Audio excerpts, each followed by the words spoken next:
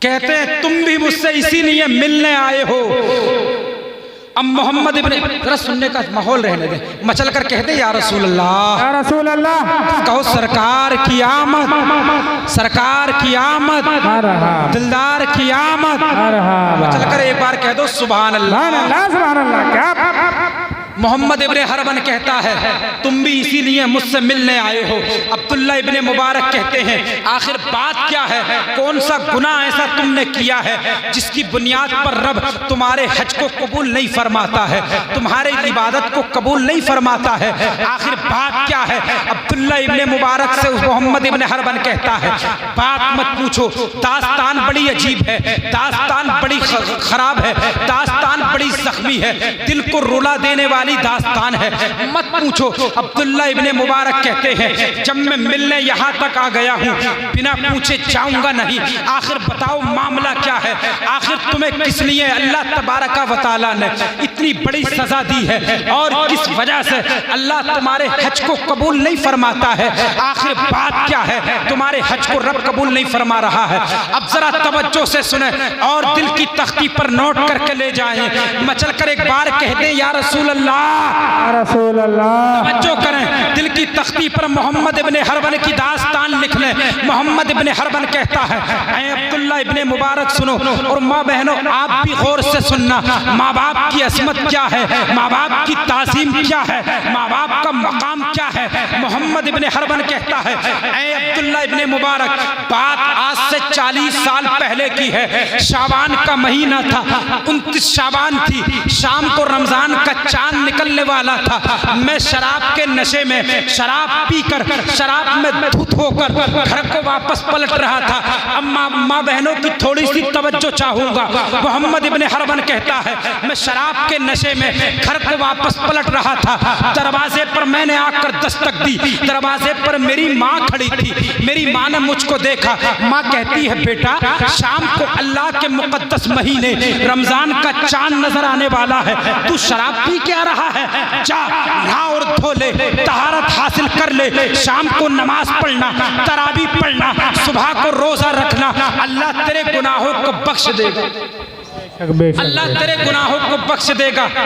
आज हमारा और आपका हाल क्या है, अगर बेटा किसी का सिर फाड़ के आवे ना सिर, तो चुपके सी माँ बिठा ले, क्या बाला के लड़ पड़े होंगे, क्या हो गया, बाला के लड़ रहे होंगे, क्या हो गया। लेकिन बच्चे को नहीं समझाते कि बच्चा हमारा जा कहाँ रहा है, बच्चे को नहीं देखते कि लड़का जा कहाँ रहा है। ये तरबियत देने से बेहतर ये होगा कि बेटे गलत जगह पे मत जाया करो, गलत जगह पे मत जाया करो ताकि हमें बुरी शिकायत मिले। बल्कि बास तो ऐसे हैं चोरियां भी बर्दाश्त करते हैं, और जो चोरी का माल है ना वो पहले छुपाते हैं लोने से पहले, कि पहले ये रख दे तुझसे बाद में निपट लेंगे, ये जो फैसला होगा हो जाएगा, ये माल तो रख लो, हाँ कि माल तो रख लो, जो फैसला होगा हो जाएगा। नहीं प्यारे, मुंह खुदा को दिखाना है, हमें और आपको मैदान महशर में जाना है, मरना हर एक इंसान को है, इस बात में किसी का इख्तिलाफ नहीं है। हर एक को दुनिया से जाना है, मुझे भी तुम्हें भी, हर एक को मरना है, ये बात सच्ची हकीकत है। लेकिन ये बात सिर्फ हमारी जबानों तक है, ये बात हमारे दिलों में अभी तक नहीं उतरी है कि मौत बरहक है। अगर हमारे ये बात दिलों में उतर जाती ना, तो जो हम चौराहों पर बैठकर मोबाइल से गाने बजाते वो हम न बजाए करते। अगर ये बात दिल में उतर जाती, चुप कर सुन लो मेरी माँ बहनों, मेहरबानी होगी चुप कर सुन लो। अगर ये बात हमारे दिलों में उतर जाती कि अल्लाह देख रहा है, तो हम चोरी से किसी का बरसिंग काट के नहीं लाते।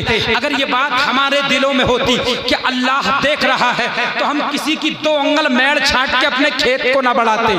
अगर ये बात हमारे दिलों में उतर जाती, और बास का आलम तो ये है कि छाट के कई बीघे कर ली, छाट के कई बीघे कर ली सच में। लेकिन यार क्या करोगे इसका, जब कयामत में सवाल होगा कैसे जवाब दोगे। अगर ये बात दिलों में हमारे उतर जाती ना कि अल्लाह देख रहा है, हम नमाजों को कभी नहीं छोड़ते, उलमा की खिदमत किया करते, इमाम की शान में गुस्ताखी नहीं करते, हम लोग किसी की बहन बेटी को नहीं तकते, हम लोग किसी के घर जाकर चोरी नहीं करते, हम लोग किसी को गाली नहीं देते, किसी की पीठ पीछे बुराई नहीं करते। यार बात तो ये है हकीकत बात तो ये है कि अगर आम आदमी की भी बुराई करो तब भी हराम है, कुरान से साबित है। लोग इमामों तक को न छोड़ते। अभी नमाज पढ़िए, हाथों हाथ साफ करना है। अभी नमाज पढ़काएंगे, हाथों हाथ साफ करने के यार कि रात में मजा ही ना आता कि यार इमाम साहब की आवाज बड़ी हल्की है, बड़ी हल्की आवाज, मजा ही ना आ रही आवाज में।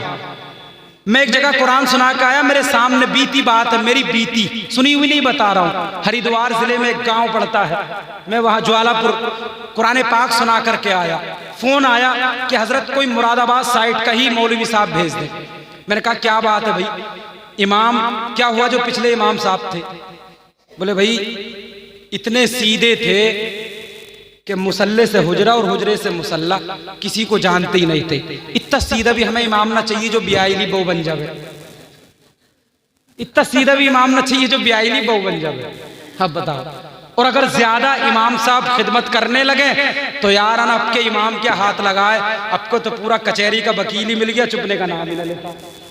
हाँ, चुपने का नाम ही न लेता। तो खैर उसमें भी नहीं है। बहरहाल इन चीज़ों को छोड़ो, ये कोई बात काम की नहीं है। काम की बात वही है कि हम और आप शरीयत की पाबंदी करें, नमाजों की पाबंदी करें, औलाद को अच्छी बात की हिदायत दें, तभी औलाद बड़े होकर हमारी खिदमत करेगी। हंसना हंसाना ये हमारा काम है भी नहीं, वो तो कभी कभी आपको बेदार करने के लिए बीच बीच में बात कह दी जाती है ताकि आपकी तवज्जो तकरीर की जानिब हो जाए। मैं अर्ज कर रहा था, माँ बाप का मकाम बड़ा है, माँ बाप की असमत बड़ी है। अब्दुल्ला इब्ने मुबारक, भूले तो नहीं है? अब्दुल्ला इब्ने मुबारक मोहम्मद इब्ने हरबन के पास में पहुंचे। हाथ कटा हुआ, भूले तो नहीं है? हड्डी में जंजीर का कड़ा डला हुआ, भूलना मत, जंजीर गले में लिपटी हुई, वरना फिर हंसने हंसाने की बात होगी अगर भूलेंगे तो। जी लगाकर कहते या रसूल अल्लाह। मोहम्मद इब्ने हरबन कहता है, बात 29 शाबान की है, मैं शराब के नशे में घर को वापस पलट रहा था। माँ बहनों से बिलखुसूस तवज्जो चाहूंगा। कहते मैं शराब के नशे में घर को वापस पलटा, दरवाजे पर माँ खड़ी थी। माँ कहती है बेटा शाम को तो चांद दिखने वाला है, तुम शराब पी के घर को वापस पलट रहे हो, जाओ गुस्ल कर लो, तहारत हासिल कर लो, जाओ रमजान का चांद दिखेगा, तरावी पढ़ के आना, रोजा रख लेना, आप अल्लाह आपके गुनाहों को माफ फरमा देगा। मोहम्मद इब्ने हरबन कहता है मैं शराब के नशे में था, मुझे कुछ पता नहीं हुआ, मुझे कोई खबर नहीं हुआ। उसी शराब के नशे में मैंने अपनी माँ को भी नहीं देखा, मैंने अपने हाथ की हथेली से अपनी माँ को एक ऐसी ज़रब लगाई, एक ऐसा धक्का लगाया, मेरी माँ आग के गड़े में जाकर के गिर गई। मोहम्मद इब्ने हरबन कहता है मेरी बीबी ये माजरा देख रही थी, मेरी बीबी ने मुझको पकड़ के कमरे में बंद कर दिया। जब मेरा नशा उतरा मैंने दरवाजा खटखटाया, दरवाजा खोलो। बीबी ने दरवाजा खोला, कहा मुझे बंद क्यों किया गया?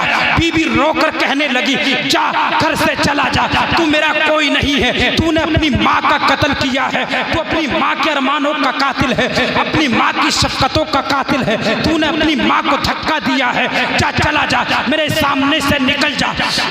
शोहर कहता है बताओ तो हुआ क्या है? बीबी कहती है तुम शराब के नशे में घर को वापस पलटे, माँ जी दरवाजे पर खड़ी थी, तुमने माँ शराब के नशे में माँ को हाथ की हथेली से ढकेला, माँ गड़े में जाकर के गिर गई। मोहम्मद इब्ने हरबन कहता है मैं दौड़कर गड़े के पास गया, इतने में गया मेरी माँ चलकर मर चुकी थी। मोहम्मद इब्ने हरबन कहता है मुझे अपने आप से इतनी घिन आई, इतनी घिन आई, इतना शर्मिंदा हुआ, इतना शर्मिंदा हुआ। मैंने अपनी बीबी से पूछा ए बीबी जरा बताओ मैंने कौन से हाथ से अपनी माँ को धक्का दिया था, कौन से हाथ से अपनी माँ को ढकेला था? बीबी कहती है ए मेरे शोहर तुमने दाहिने हाथ से अपनी बीबी को ढकेला था। मोहम्मद इब्ने हरबन कहता है मैंने उसी वक्त कुहाड़ी से अपने हाथ को काटा और उस हड्डी में एक जंजीर का कड़ा डाला ताकि ये मुझे दर्द का एहसास दिलाता रहे, और मेरे पास में एक बिच्छू है जो मुझे डसता रहे, मुझे कभी नींद ना आए और मैं अल्लाह अल्लाह करता रहूं। जब ये बात सुना करके पूरा हुआ, अल्लाह के प्यारे वली अब्दुल्ला इब्ने मुबारक की आंखों से आंसू आ गए। कहते हैं मोहम्मद इब्ने हरबन तू तो बहुत बड़ा जालिम है, तू तो बहुत बड़ा कातिल है, तूने तो हदें सारी पार कर दी है, तू तो पूरी लिमिट क्रॉस कर चुका है, तूने इतना बड़ा जुर्म किया है, तुझे तो कयामत में खुदा भी माफ ना करेगा, तूने इतना बड़ा गुनाह किया है, तुझे तो खुदा भी माफ ना करेगा। मोहम्मद इब्ने हरबन कहता है मुझे मत बताओ, मुझे मालूम है उसी वक्त से जितनी संपत्ति थी सब बेचकर खुदा की राह में खर्च करती, उसी वक्त से मैं चल कर के मक्के में आ गया हूँ, उसी वक्त से लगातार 40 साल से हज कर रहा हूँ, 40 साल से रोजों से रहता हूँ, लेकिन अल्लाह मेरी किसी भी इबादत को कबूल नहीं फरमाता।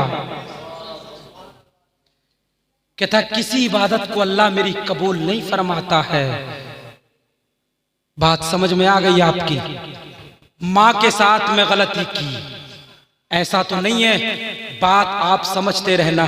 गांव देहात में ऐसा भी हुआ था, किसी साहब के घर अंग्रेजी मुल्क से एक अंग्रेज मेहमान के तौर पर आया। गांव के आदमी ने अच्छी खिदमत करना जानते हैं, अच्छी खिदमत से मेहमान नवाजी करके उनको बिस्तर लगा दिया कमरे में। क्या भाई इस चारपाई पे सो जाओ। उस अंग्रेज ने देखा वो जो पहले चलती थी ना, वो रात में जल जल के जो उड़ती हैं, पटबीजना क्या बोलते हैं उसको अपने यहाँ, जो जलती भी है उड़ती भी है, तो वो उस अंग्रेज ने देखा ना, उसको देखकर घबराकर चारपाई के नीचे घुस गया। अब वो मालिक आया घर का कि यार तुम बड़े बेवकूफ हो, तुम्हें चारपाई के ऊपर सोने को कहा था, तुम नीचे कैसे घुस गए? वो अंग्रेज कहता है यार मैं तो ऊपर ही सो रहा था, अचानक में एक मच्छर मुझे बैटरी लेकर ढूंढ रहा था कि बैटरी लेकर मुझे ढूंढ रहा था, मैं डर की वजह से चारपाई के नीचे छुप गया। वो इंसान कहता है यार तुम रहे अंग्रेज के अंग्रेजी, वो मच्छर नहीं, वो हमारे यहाँ की एक वो फुला फुला कीड़ा होता है और वो जलता इसलिए है कि ये अल्लाह की शान है। बोले तुम रहे अंग्रेज के अंग्रेजी, ये अल्लाह की शान है, अल्लाह की शान बताई उसको। मोहम्मद इब्ने हरबन कहता है मैंने सारी संपत्ति बेचकर रब की राह में सदका कर दी, लेकिन अल्लाह कोई भी इबादत को मेरी कबूल नहीं फरमा रहा है। अब इसका जवाब सुन ले, इसका हल क्या है। मोहम्मद इब्ने हरबन हाथ जोड़कर खड़ा हो गया, ऐ अब्दुल्ला इब्ने मुबारक, क्या कोई सूरत ऐसी है जिसकी बुनियाद पर अल्लाह मेरी खता को बख्श दे? अब्दुल्ला इब्ने मुबारक कहते हैं यार तेरा जुर्म बहुत बड़ा है, तेरी खता बहुत बड़ी है, अल्लाह बख्श दे तो बड़ी मेहरबानी है उसकी। खुलासा सुन ले, मेरी बात बताने का खुलासा, वाक़ये का खुलासा सुने। हज़रत अब्दुल्ला इब्ने मुबारक, बात तो याद है ना आपको, भूल मत जाना। अब्दुल्ला इब्ने मुबारक से हाथ जोड़कर कहता है मोहम्मद इब्ने हरबन, यार कोई तो सूरत ऐसी होगी, कोई तो वजह इतनी होगी जिसकी बुनियाद पर अल्लाह मेरी खता को माफ़ फरमा दे। अब्दुल्ला इब्ने मुबारक कहते हाँ एक सूरत ऐसी है जिसकी वजह से अल्लाह तेरी खता को माफ़ फरमा देगा। पूरा निचोड़ सुन ले तकरीर का। मोहम्मद इब्ने हरबन फौरन खड़ा हो गया, कहता है जल्दी बताओ वो वजह कौन सी है और वो बात कैसी है, कितनी भी मुश्किलों से गुजरना पड़े मैं वो काम करूंगा, बस अल्लाह मेरी खता को माफ फरमा दे, बस अल्लाह मेरी गलती को माफ फरमा दे, मैं कुछ भी करने को तैयार हूँ, कुछ भी कर गुजरूंगा। आप जानते नहीं ये मरता क्या ना करता, वो तो हर बात को करने के लिए राजी था कि बस अल्लाह तबारका व तआला कोई रास्ता ऐसा निकाल दे जिसकी बुनियाद पर मेरी खता को माफ फरमा दे। अब्दुल्ला इब्ने मुबारक कहते हैं सुन मोहम्मद इब्ने हरबन, तेरी खता को माफ एक शर्त पे किया जा सकता है। अब्दुल्ला इब्ने मुबारक से पूछा बताओ तो सही वो कौन सी शर्त है, वो कौन सी बात है, वो कौन सा वाक़या है। अब्दुल्ला इब्ने मुबारक कहते हैं जाकर के इबादत में लग जा, कल कयामत के मैदान में जब तुझे लाया जाएगा तेरी माँ को भी बुलाया जाएगा, तेरी माँ भी हाजिर होगी और तू भी हाजिर होगा, तेरे नामे अमाल तेरे हाथ में दिए जाएंगे। वो कयामत का मंजर जहाँ पर कोई किसी का पुरसाने हाल ना होगा, बाप बेटे का ना होगा, बेटा बाप का ना होगा, सबको अपनी अपनी पड़ी होगी, सब अपनी अपनी फिक्र में लगे होंगे, सब अपनी अपनी चक्कर में लगे होंगे, सबके नामे अमाल हाथ में होंगे, रजिस्टर सबके हाथों में होगा। सब लोग ये सोच रहे होंगे यार किसी सूरत से मुस्तफ़ा का इशारा हो जाए हम जन्नत में चले जाए। उसी कयामत की भीड़ में तेरी माँ को ला करके खड़ा किया जाएगा, तेरी माँ से पूछा जाएगा ऐ माँ जरा तू बता ये तेरा वही बेटा है जिसने दुनिया में तुझे कत्ल किया था, ये तेरी ममता का कातिल है, ये तेरी शफकत का कातिल है, ये तेरे अरमानों का कातिल है। ऐ माँ तू ही बता इसके साथ क्या सलूक किया जाए, इसके साथ क्या फैसला किया जाए, इसके हक में क्या फैसला कर दिया जाए। जब कयामत के मैदान में आप तेरी माँ को लाया जाएगा, तेरी माँ अगर माफ तुझे कर देगी तो अल्लाह तबारका व तआला भी तेरी खता को माफ फरमा देगा। कब माफ फरमाएगा अल्लाह? जब माँ माफ फरमाएगी। और मैं दिल से कहता हूं माँ माफ ही कर देगी, माँ माफ ही कर देगी, क्योंकि अल्लाह ने जो दिल माँ के सीने में रखा है वो प्यार और मोहब्बत दुनिया के किसी भी बाजार में नहीं मिलती है। जो दिल अल्लाह ने माँ के सीने में रखा है वो प्यार किसी बाजार में नहीं बिकता है। माँ माफ ही कर देगी, जुमला नोट करो, माँ माफ ही कर देगी, क्योंकि माँ के अंदर तो दिल ही ऐसा है।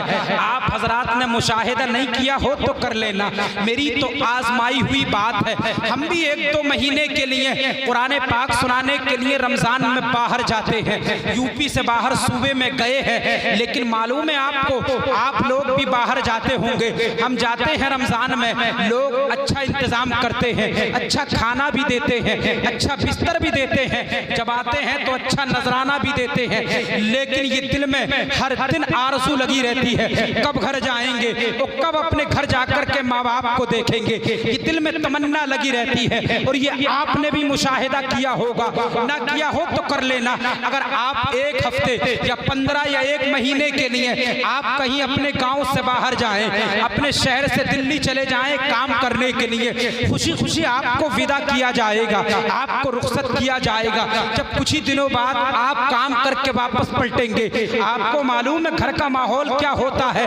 बाप की निगाह आपकी जेब पर होगी कि मेरा बेटा कितना कमा करके लाया है, बहन की निगाह आपकी अटैची पर होगी कि मेरा भाई मेरे लिए क्या लेकर के आया है, और भाई की निगाह भी आपके सूटकेस या बैग पर होगी, मेरा भाई मेरे लिए क्या गिफ्ट लेकर के आया है। घर के पूरे माहौल में बहन भाई भी आपके सामान को देखेंगे, भाई आपके सामान को टटोलेगा कि क्या क्या मेरा भाई लेकर के आया है, बाप आपकी जेब को देखेगा कितना मेरा बेटा कमा करके लाया है। लेकिन उसी घर के माहौल में, उसी घर की अंजुमन में बात सच्ची हो तो मचल जाना, माँ बहनों दिल खुश हो जाएगा।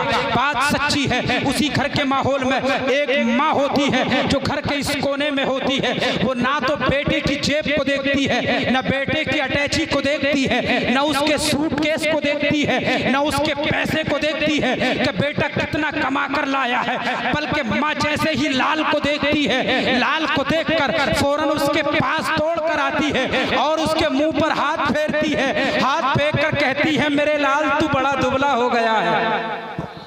यार कसम खा के बता दो, कसम खा लो ना, कहती है माँ ऐसे कि मेरे लाल तू बड़ा दुबला हो गया है, क्या तूने टाइम पर खाना नहीं खाया था, क्या तू अच्छा खाना तुझे वहाँ नहीं मिलता था, अगर अच्छा खाना नहीं मिलता था तो कोई आसपास में होटल होगा वहाँ जाकर खा लेता, लाल भूखा रहने की जरूरत क्या थी, पैसे कमते कम जाते बेटा खाली आ जाता, लेकिन भूखा रहने की जरूरत क्या थी, तूने सेहत को खराब क्यों किया, तू दुबला होकर के क्यों आया है, चाहे पैसा लाता या ना लाता पैसे पर खाक डालती हूँ मैं, बेटा तू अपनी सेहत को बना करके ले आता। यार ये दिल माँ में होता है, और ये माँ होती है इतनी अच्छी जो बेटे के न दौलत को देखती है, सिर्फ बेटे की सेहत को देखती है। ये दिल माँ के सीने में होता है, ये दिल भी किसी और के सीने में अल्लाह ने रखा ही नहीं है, ये दिल तो माँ ही के सीने में होता है। और वो माँ ही को हिम्मत होती है जो 9 महीने हमें और तुम्हें कोख में रख के 1000 मुसीबतें झेल कर जन्म देती है,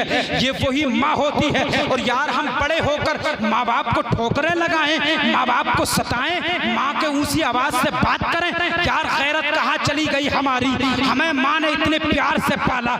ये बात आप सुनते रहते हैं, माँ गीले में सोती है, तुम्हें सूखे में सुलाती है, माँ किसी भी परेशानी को बर्दाश्त कर सकती है, लेकिन बेटे की तकलीफ को बर्दाश्त नहीं करती है।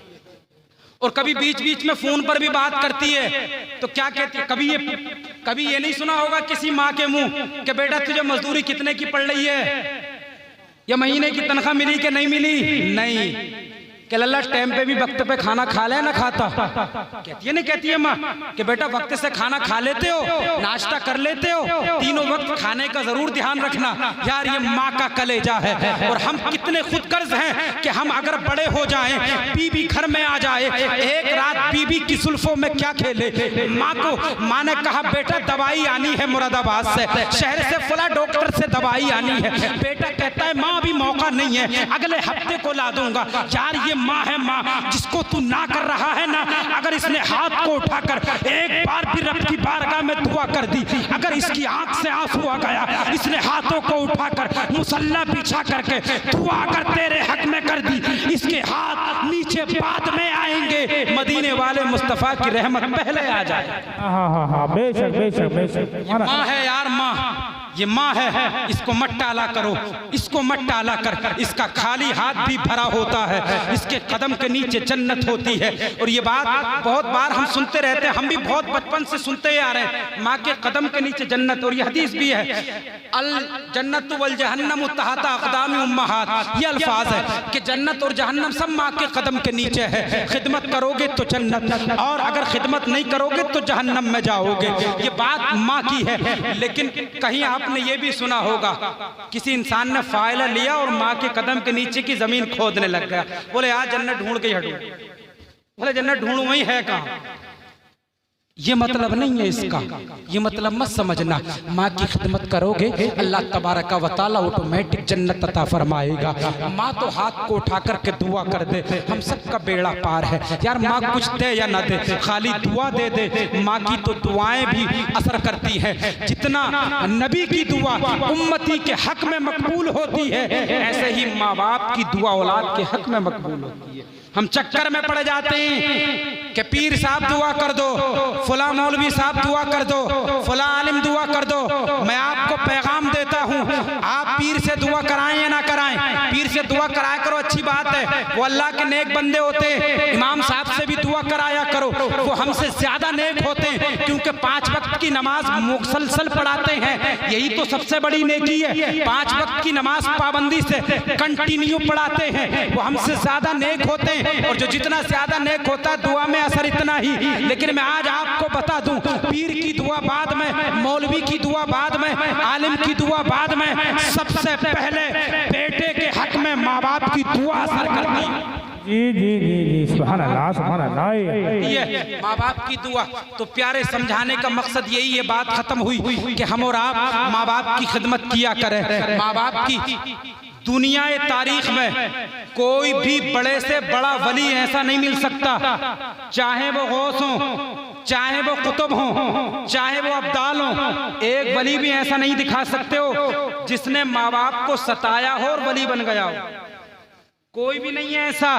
माँ बाप की खिदमत, माँ बाप का अदब व एहतराम पहले है, वो किया हो तब मर्तबे बाद में मनसब मिलते चले जाते हैं। ये चीज पहले मलहूस है। आज हमारे पास 4 पैसे आए, माँ बाप को दूसरे घर में शिफ्ट कर दिया कि यार फैमिली के हिसाब का घर नहीं रहा, तंग हो गया, बाप की दवाई आनी है, पैसा नहीं है, तनख्वाह मिलेगी तब आएगी, खुद की शॉपिंग फुल हो रही है, टाउन हॉल पे अच्छा सूट आ रहा बीबी का। यार मैं कहता हूँ बीबी के साथ में खर्च करो, लेकिन माँ बाप आपके लिए पहले हैं। उन्होंने आपको पाल कर बड़ा किया है, उन्होंने आपको इस काबिल बनाया है कि आपके घर में बीबी आई है। यार दिल की तख्ती पर नोट कर लेना, माँ बाप का जिक्र कुरान करीम में जहाँ जहाँ भी रब ने अपनी वहदानियत का ऐलान किया है, वहाँ वहाँ पर माँ बाप की अजमत व एहतराम का भी ऐलान फरमाया। कुरान फरमाता है फबिल वालिदैन इहसाना, ऐ ईमान वालो अपने वालिदैन के साथ हुस्न सुलूक का मामला किया करो। रब्बे कदीर की बारगाह में दुआ है, मौला हम सबको माँ बाप का अदब व एहतराम करने की बेशुमार तौफीक अता फरमाए और हमारे माँ बाप की दुआएं हम सब के हक में मकबूल फरमाए। और आज इस महफिल की बरकत से जो मरहूमा गुजर गई हैं, मौला उनके जुमला सगायर कबायर को माफ फरमाए,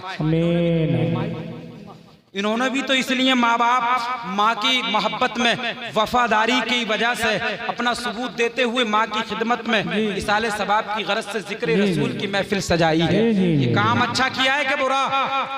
अच्छा किया है कि बुरा किया है? अच्छा काम है। और अच्छे काम से सुन्नी मुसलमान खुश होता है कि नाराज होता है? खुश होता है अच्छे काम से। लिहाजा हम लोग सब खुश हैं और अच्छा काम किया है। दुआ है रब्बे कदीर इनकी तमाम काबिशों को कबूल फरमाए और मेरा रब हम सब की हाजिरी को कबूल फरमाए। आमीन सुम्मा आमीन।